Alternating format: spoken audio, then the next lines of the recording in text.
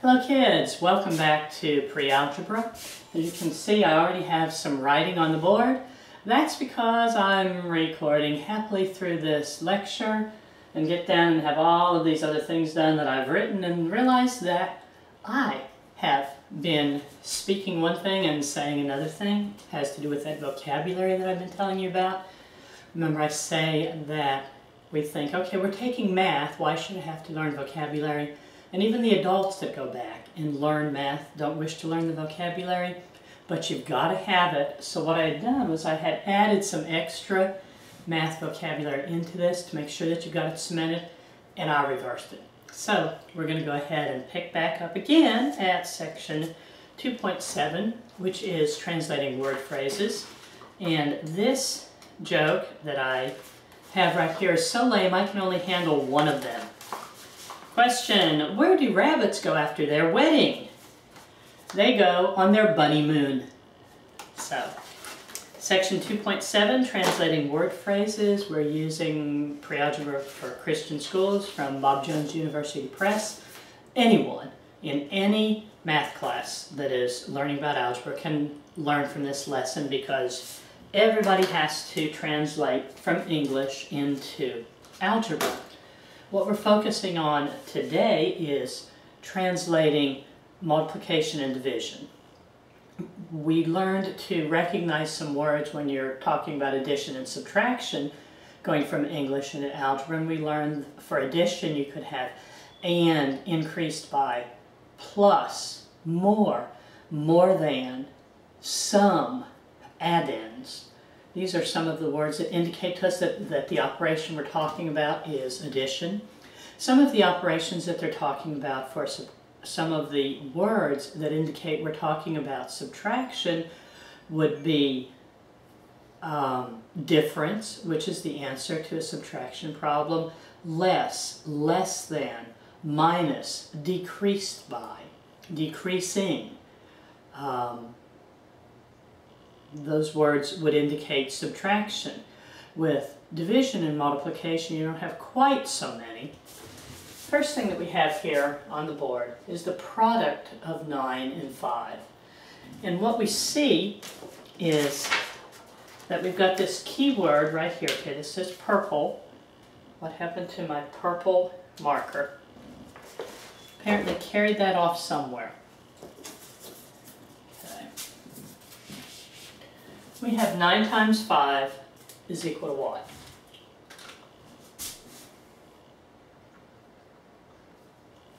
Nine times 5 is equal to 45. The product of something indicates that you are multiplying together. The product is the answer to a multiplication problem. So this answer right here is the product.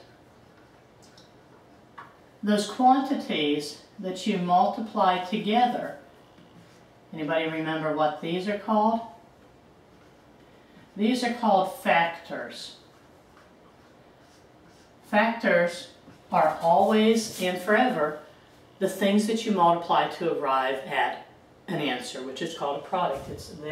They're used in a multiplication problem. Sometimes it's just numbers. Sometimes it includes exponential expressions, sometimes it includes variables, has all sorts of different things as you move higher up the level in math that can be multiplied together, but they're always called factors, and the result of a multiplication problem is always called the product. So we have right here, we're being asked to write an expression that means the product of 9 and 5. And I said earlier that and indicates addition, but here it has nothing to do with addition because it's saying we have these multiple factors. 9 and 5 are multiplied together because we're talking about the product. Now when I was doing that little brief talk about vocabulary, I said 9 times 5 is equal to 45. But when I wrote this actual expression here where it just says product of 9 and 5, it's not asking us to solve and say what is 9 plus 5 equal to, 9 and 5 equal to. It just says write the product of 9 and 5. When it asks for the product, it indicates that you're going to multiply it. Right here, when we only have numbers and mathematical operations that we're translating into, from English more into the math expression, that's called a numerical expression. It's important that you know the difference between a numerical expression and an algebraic expression. An algebraic expression is something where you have to include variables. So this is going to be an algebraic expression.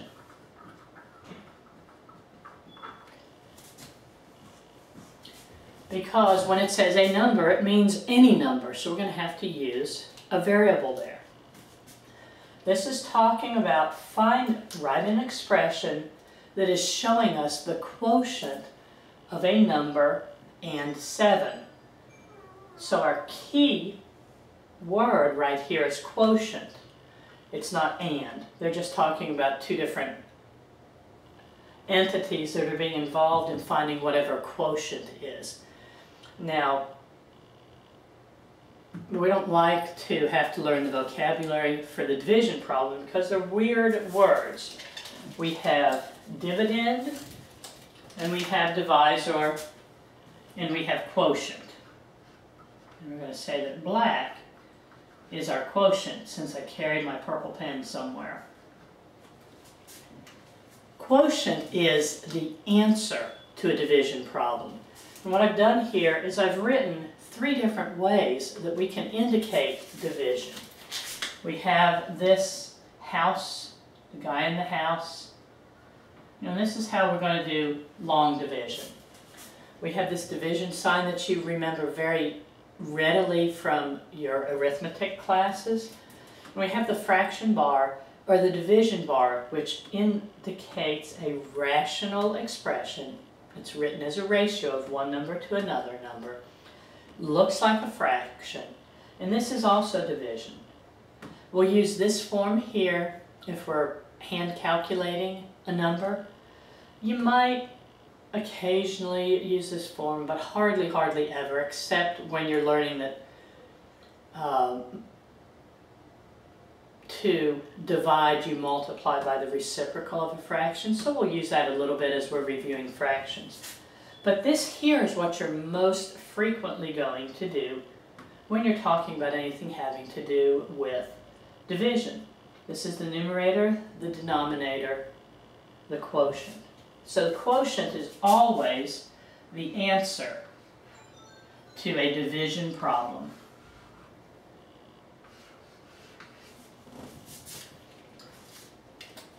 The number that is being divided, that's the dividend. You know, this is the big number. This is what you're taking up, and you're saying that you can divide it into smaller pieces. The brown is the dividend. And the smaller number, you know, the number of groups that you're dividing it into, that is called the divisor. That sort of makes sense. If you're dividing, you use the divisor. This is the number by which it is being divided. Let me go ahead and use a different shape here, since I couldn't have glaringly crystal clear different numbers.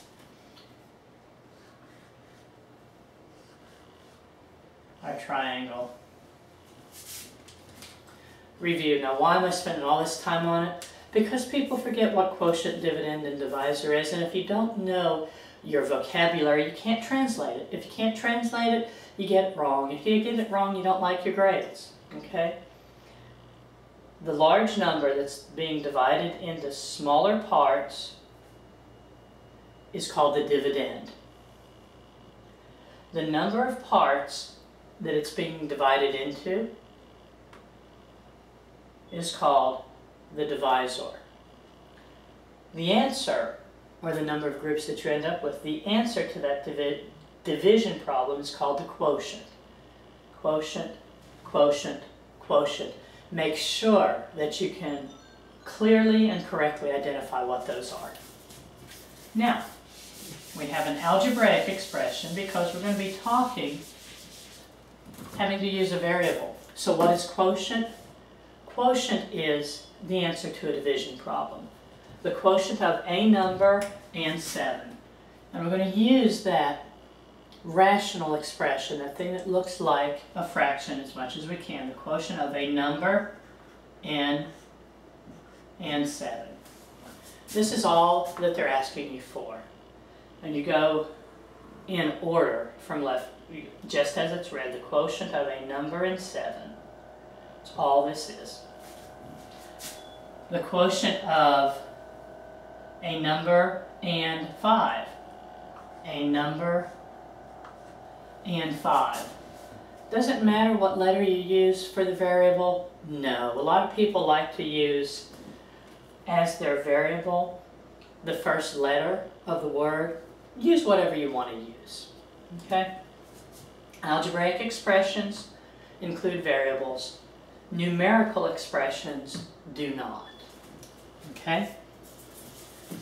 Now you can combine, and most frequently you will have multiple operations or multiple things going on in a sentence. So let's go ahead and look at our next page, if I can manage to pick it up. This is on page 60. This says a word phrase may suggest a number of operations. For example, the phrase 3 more than twice a number. 3 more than twice a number. So what words are we seeing here that might be important to us? Well, more than. What does more than mean? Yeah, that's, so you have 2 more cookies than I do. Well, it's addition. If you take however many cookies I have plus 2, that tells how many cookies you have. Twice. What's twice mean? Twice is 2 times. What's times? It's multiplication. What do we have here? We have a number.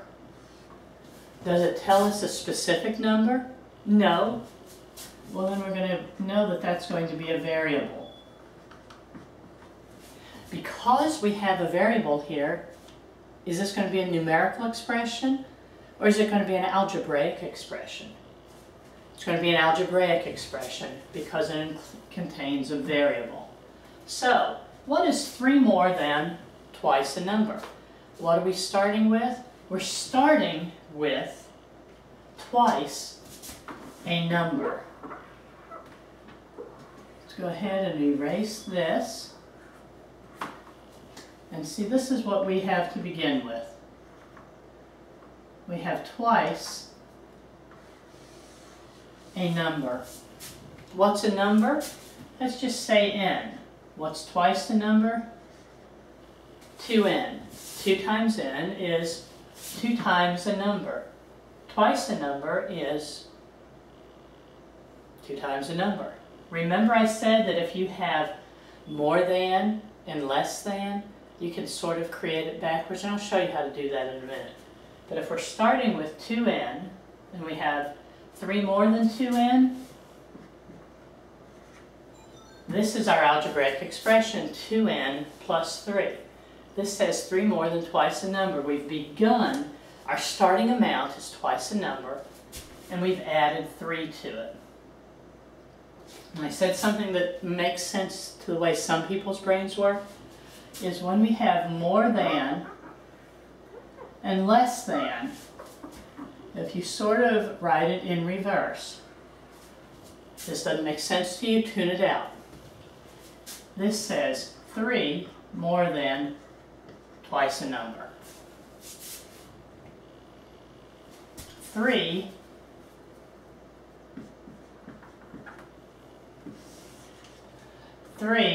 less than twice a number.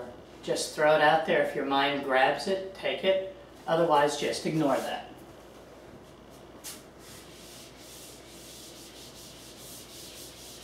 And what you're going to use is algebraic expressions very, very frequently to represent real-life things. Example 4 says, write as a mathematical expression.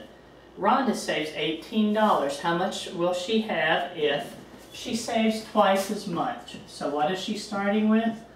She's starting with $18. Saves twice as much. How do you get twice? Well, you're multiplying by 2, don't you? 2 times 18. Now you see that they're showing 2x 18.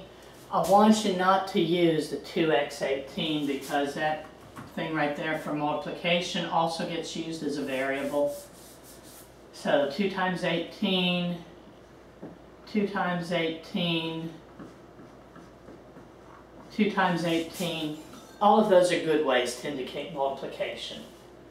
What's the next one? She divides it evenly among 3 people. Divides evenly among 3 people. Well, how are we going to indicate division? She has $18 and she divides it evenly between 3 people. $18 and she divides it evenly between 3 people. She saves n times as much. N times as much. How much has she saved? 18. What is n times as much? Here we save twice as much, so it's 2 times 18. Here we're saving n times as much, so it's n times 18. However, when you are indicating multiplication and you've got the number and the letter, remember multiplication is commutative. We always write the numerical part first, so that would be 18n, which is n times as much. You still see our final question here says, she divides it evenly among n people. She divides it evenly among 3 people. Here we have, she divides it evenly among n people. 18 divided by n, or 18 divided by. So play around with these, work on them. You might get frustrated with some of them. It's normal, keep up with it. The more that you practice, the better you get. The more that you practiced your English words as a young child, the better you got, until finally maybe mom said, give me a break, you're talking constantly. Okay? But you know what? The more that you do this, the more you translate from English to algebra, the easier it's going to be for you. I'll see you next time.